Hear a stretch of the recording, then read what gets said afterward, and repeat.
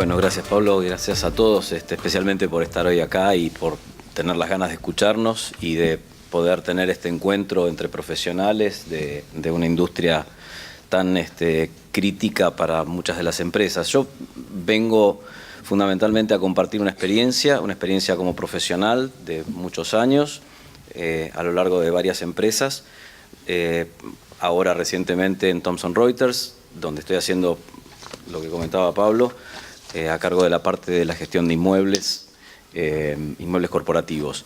Y básicamente vengo a compartirles justamente la experiencia de cómo nosotros vemos la problemática del espacio de trabajo y de cómo nos planteamos muchas de las cosas que Facundo nos comentaba en su primera ponencia. Impactante los resultados de la encuesta y cómo nosotros como profesionales y responsables, también como lo que comentaba Martín, cómo canalizamos todas esas necesidades, todos esos resultados en el trabajo que nosotros tenemos que entregarle a nuestros clientes internos, que seguramente son los negocios, ¿verdad? Entonces, el rol del Facility Manager, el rol del responsable de Real Estate corporativo, canalizando los resultados de encuestas como las que comentaba Facundo y entregando el producto para que el negocio lo pueda utilizar. Ojo, también con los condicionantes de la cultura corporativa, los recursos económicos, que no son en algunos casos ilimitados, etcétera, etcétera. Entonces es como que estamos ahí en una posición crítica en la cual, insisto, tenemos que dar respuesta a estas necesidades. No vamos a hablar de vuelta de todo lo que nos comentó recién Facundo respecto de los cambios, pero sí es una realidad que hoy por hoy conviven varias generaciones en nuestros espacios de trabajo y pronto va a sumarse una generación adicional. Ese cambio generacional o esa multicultura de generaciones definitivamente nos lleva a que los espacios no puedan ser los mismos que se diseñaban hace 20 o 20 y pico de años atrás con el famoso cubículo de Herman Miller. Definitivamente los chicos hoy vienen con otras expectativas, con otras ideas, etcétera. Todo lo que comentaba Facundo de los resultados de esa encuesta que son realmente apabullantes. Entonces, definitivamente una de las cuestiones que nosotros tenemos que hacer es cómo podemos contribuir con la empresa en atraer a esos chicos, en retenerlos, en que el espacio en el cual se desenvuelven sea productivo, sea amigable, que quieran venir a trabajar, que no tengan la necesidad de ir a buscar a Starbucks porque no me gusta la oficina en la que trabajo, ¿verdad? Y que canalicen esa necesidad de trabajar en equipos. Los millennials realmente les encanta estar rodeados de gente. Una cosa que digamos, nos pasa estudiando, escuchando y viendo precisamente estos resultados, aún hasta con nuestros propios hijos, quieren estar trabajados rodeados de gente. No quieren estar aislados ni en ningún lugar en particular. Entonces, tenemos el indicador ese de que la gente tiene que estar trabajando en un determinado lugar. La tecnología, que, bueno, ni hablemos de qué es lo que ha cambiado. Hoy por hoy podemos con un celular trabajar desde cualquier otra parte. Y definitivamente, ¿cómo logramos que todos esos elementos se alineen para que el espacio de trabajo realmente sea un espacio productivo donde nuestros clientes internos puedan canalizar sus necesidades? La propuesta que yo les vengo a contar es una propuesta de espacio flexible, que básicamente es una obviedad prácticamente después de lo que estamos comentando de cómo les gusta trabajar, o de los indicadores económicos de cómo se utiliza una oficina o de cuánto espacio vacante nos queda. Entonces, voy a comentar específicamente sobre el espacio flexible y cómo no solamente hay que hacerlo por una cuestión de moda o de seguir la corriente, sino tener ciertos recaudos específicos de cada organización. Hablábamos de los de los 4 principios fundamentales, que son la variedad de espacios, ofrecer mucha cantidad de espacios para que, de acuerdo a la necesidad, la gente tenga un espacio adecuado en la oficina. La tecnología, que tiene que estar obviamente con la mejor disponibilidad. Y después otro tema fundamental es, para nosotros, el tema del enfoque integral. Creo que lo mencionaste, Martín, cuando hablabas de la incorporación de otros stakeholders al equipo de diseño. Hoy por hoy, definitivamente, no podemos pensar como diseñadores y autocráticamente imponer un espacio que ese es el que se va a utilizar. No funciona así. Definitivamente, seguramente no vamos a tener las respuestas y el resultado que vamos a entregar no va a ser el que estemos realmente nosotros mismos queriendo. Me acuerdo en el año 2013, cuando empecé a escuchar del tema de espacio flexible y demás, tenía la ocasión de estar trabajando en un proyecto en Centroamérica y donde teníamos una necesidad de entregar menos metros cuadrados que la cantidad que nos requería la cantidad de gente que teníamos que ubicar. Dicho de otra manera, teníamos más gente que el espacio disponible. Entonces, con mucho temor, me fui a acercar a la directora regional de Recursos Humanos para ver cómo hacía para convencerla de que la gente no tenía que tener oficina o que por ahí no había que asignarle un puesto porque no nos alcanzaban, casi como una cuestión de necesidad en ese momento. Y me acuerdo la cara, la sonrisa y la respuesta de esa persona de Recursos Humanos que me dijo, lo que me estás diciendo está fantástico, es buenísimo. Si el primer problema que tenemos es que la gente no quiere venir a trabajar estos cubículos oscuros de paneles altos. Entonces, bueno, nos potenciamos bastante y salió casi intuitivamente el primer proyecto allá por el principio de 2013. Después de eso, fuimos evolucionando y yo ahora básicamente les voy a comentar algunos de esos proyectos donde fundamentalmente digamos, el común denominador son distintos espacios, distintas formas de trabajar adecuados a las necesidades específicas de los grupos que vamos a acomodar en esos lugares, herramientas para poder hacer el espacio productivo y que la gente se sienta atraída a venir a trabajar, que les guste venir y que nosotros le tenemos que dar esa contención o la respuesta a esa necesidad que ellos tienen de tener un lugar donde ir. Para que no vayan a WeWork o para que no vayan a Starbucks, nuestras oficinas tienen que estar a la altura de eso. Definitivamente manejar el cambio, porque hay que escuchar todas estas cuestiones y ser muy conscientes de cuál es nuestra situación hoy y cuál es nuestra organización, la situación cultural, digamos, toda la problemática de la organización como empresa, como negocio, para que, insisto, la respuesta no sea una respuesta de forma de que, bueno, pongo los espacios colaborativos, hago esto o hago lo otro, sino que sea la consecuencia de una necesidad, ¿verdad? No es una moda únicamente, o digamos, está bueno ver espacios comunes, en lugar de decirle cafetería le decimos lounge, ponemos algunas cosas y demás, descontracturantes y todo ese tipo de cosas, pero insisto, no todas las organizaciones están listas para hacerlo y les puedo asegurar que si hay una organización que hoy la ponemos o le ponemos todo eso disponible y no hacemos el proceso de cambio para que lo puedan tomar, definitivamente vamos a estar malgastando recursos y generando un choque que en definitiva no va a ser beneficioso para nadie. Nosotros hicimos el gran esfuerzo y la gente no lo va a interpretar, no lo va a potenciar, que en definitiva es lo que buscamos. Entonces, básicamente, dentro de cualquier proceso de diseño, definitivamente el tema de escuchar, entrevistar, analizar, diagnosticar e incorporar precisamente a esos otros stakeholders de lo que estaba hablando. El Occupancy Planner, que tiene un trabajo fundamental hoy por hoy. El Change Manager, que definitivamente es quien nos ayuda a entender las necesidades y a poder canalizarlas en el diseño que después el arquitecto o el Project Manager nos entregan. Esta es una curva que, leyendo sobre el tema de Change Management, me pareció interesante respecto de cuáles son las reacciones, que esa gente que estamos entrevistando, que estamos tratando de mudar o de relocalizar, que son en definitiva nuestros clientes internos, cuáles son las situaciones típicas, cómo van a reaccionar. A través de estudios, Kubler-Ross es una licenciada que estudió el tema en los 60, por otras cuestiones, decía, estos son los comunes denominadores, las situaciones habituales que las personas van a pasar con sus emociones en un proceso traumático como puede ser el de una mudanza. Entonces, desde el principio, donde va a decir, lo voy a negar, me voy a oponer, me voy a poner absolutamente en contra de todo esto, ¿por qué yo lo tengo que hacer o por qué justo a mí ahora? El enojo inicial, ¿verdad? Después, el siguiente estado va a ser definitivamente, no puedo aceptarlo, no quiero, yo no voy a ser parte de esto. Posteriormente lo van a canalizar a través de decir, bueno, compremos un poco de tiempo, esperemos al año que viene, diluyamos un poco la cosa. Por último, la depresión, no me queda más remedio, lamentablemente me están ganando. Y después, si logramos hacerlo de la manera adecuada, esa curva que es absolutamente negativa desde el primer shock inicial, se transforma en un impacto positivo a través de la aceptación y la mejora al cambio.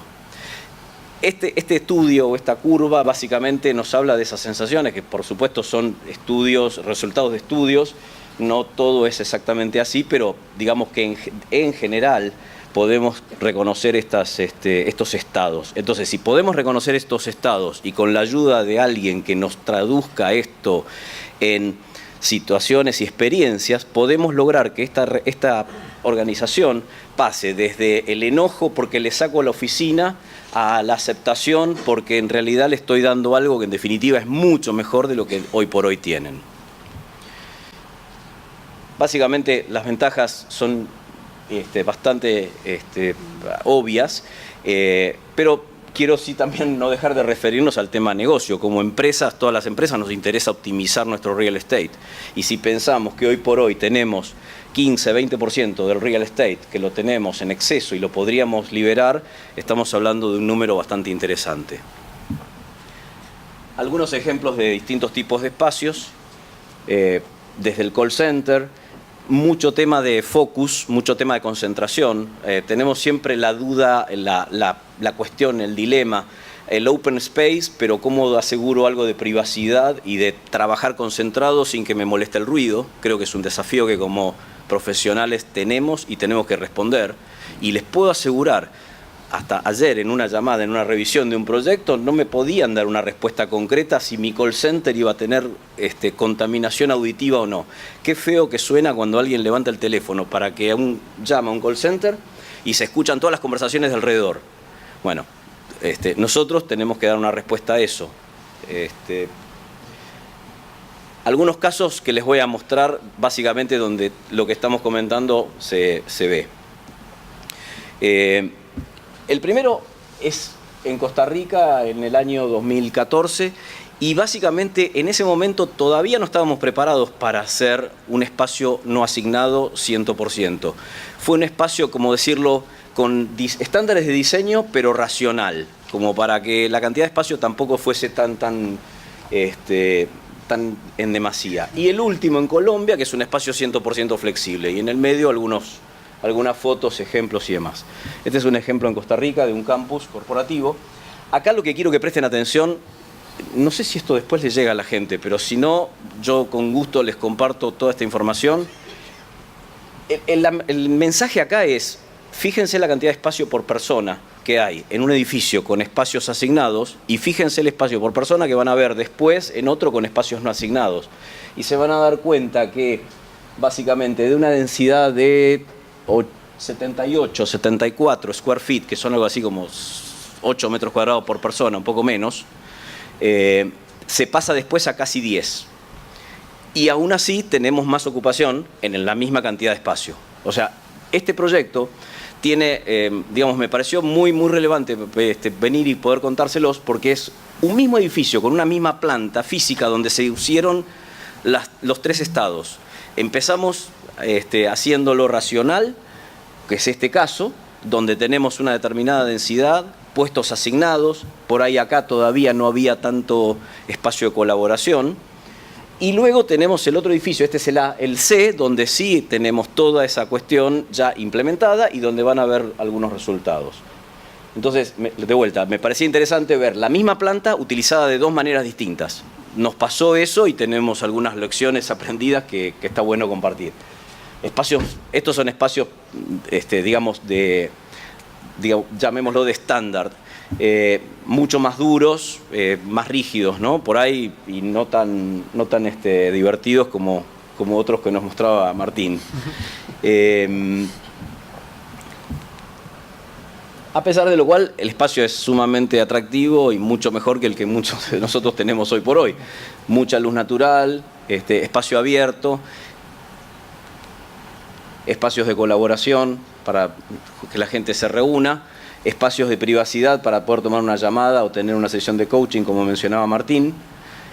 Espacios donde la gente se encuentra. Acá es una especie de Starbucks interno que pusimos en este caso en la planta, en determinados lugares, y que funciona fantástico. La gente se reúne bastante a tomar un café o a almorzar en algunos casos. De hecho, como Facility Manager, después tenemos la problemática de qué dejamos que coman y qué no coman, ¿no? Para que no se nos ensucie la oficina,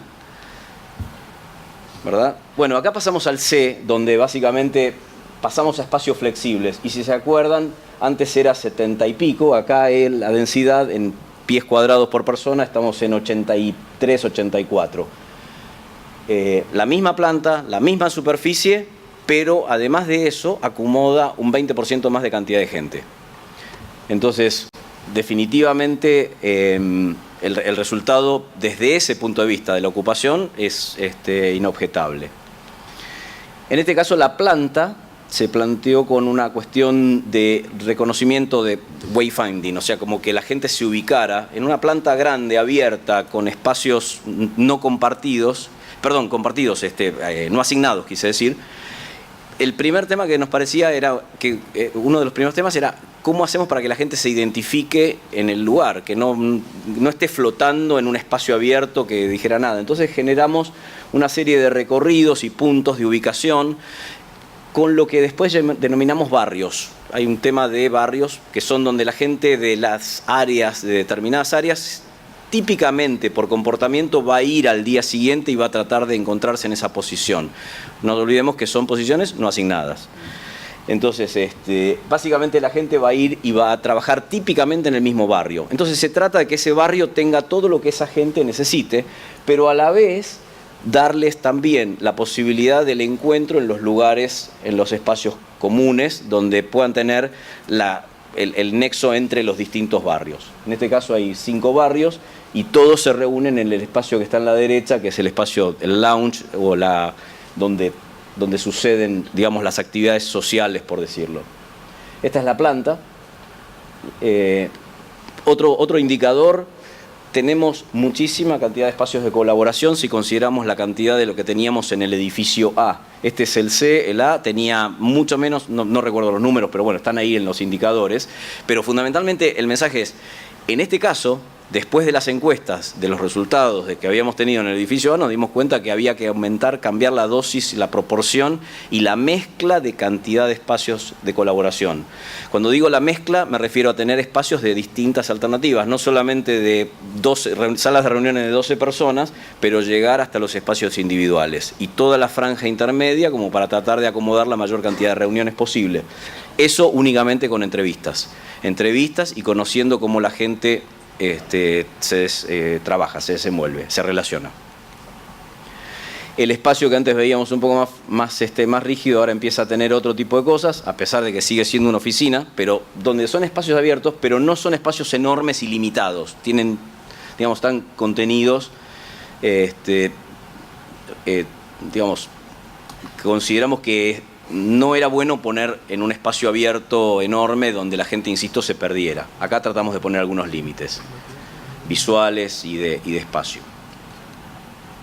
El lounge, donde la gente se reúne, donde la gente trabaja, donde la gente va con su tablet o con su celular o su laptop y puede trabajar normalmente en uno de esos sillones, igual que si estuviera en su escritorio. Y la cafetería sí, porque definitivamente no queríamos que la gente comiera en el lounge, entonces propusimos una cafetería aparte. Este es un proyecto en México. Acá básicamente el desafío era tener una planta muy masiva. Acá hay 600 personas en esta planta, y cómo hacíamos la división entre espacios públicos, y considerando que eran 10 pisos, cómo hacíamos la mezcla entre lo que la gente tenía en el piso y lo que la gente tenía en el edificio, y se complementaran. La planta, de vuelta, son barrios, son espacios de colaboración, son espacios de encuentro. Algunas fotos ya de la obra terminada y con los espacios funcionando. Mucho énfasis en los lounge en cada uno de los pisos, que realmente se transformaron en lugares mucho más utilizados que las propias salas de reuniones formal. O sea, hay más reuniones informales en espacio de colaboración abierto que en espacio cerrado de reunión de etiqueta, por decirlo. Esto es un banco, aclaro, donde a veces lo formal era bastante importante. Y este es el último proyecto, que este es más flexible todavía, es en Colombia. Y acá lo que es interesante que veamos es la cantidad de espacio de colaboración. Tenemos más espacio de colaboración que cantidad de asientos, lo cual parece una paradoja. Sentamos más o menos 70 personas, pero tenemos 48 espacios de colaboración. 70 personas a pesar de que tenemos 42 asientos, aclaro también. Entonces, es un espacio de 400, 500 metros cuadrados, muy chiquito, muy eficiente, muy compacto, pero que nos da una posibilidad de funcionamiento para 70 personas, que si lo hubiéramos hecho a los estándares tradicionales, hubiéramos estado hablando como mínimo de 750 a 800 metros cuadrados. En este caso se resolvió en 500. La planta, espacios abiertos, pero mucho espacio también, digamos, para que la gente pudiera ir y tener una reunión en privado.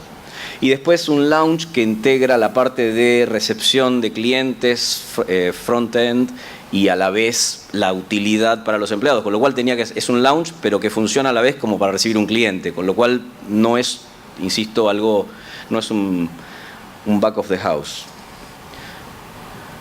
La axonométrica, y estas son algunas vistas de cómo quedó terminado.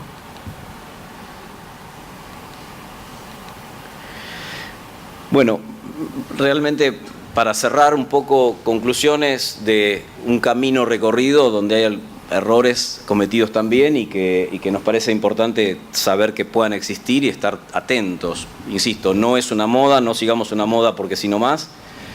Hay que cambiar la cultura de trabajo, porque si no cambiamos la cultura de trabajo y la gente sigue trabajando igual que como trabajaba en el espacio tradicional, cuando lo llevemos al espacio flexible seguramente no le va a funcionar.